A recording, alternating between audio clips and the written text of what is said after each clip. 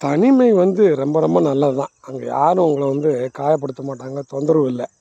ஆனா எல்லா சமயங்களிலுமே தனிமை நல்லா இருக்காது.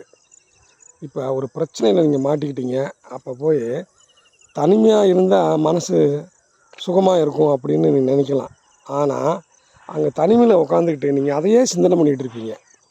ஒரு பிரச்சனைய அந்த என்ன பிரச்சனைனால நீங்க பாதிக்கப்பட்டீங்களோ, அந்த பிரச்சனைய பத்தியே சிந்தித்துட்டு இருக்கீங்க. அப்ப நீங்க கொஞ்ச நாள்ல மனநோய் பாதித்தவரா போயிரலாம். அப்படி அதாவது 2 வச்சுக்கணும்.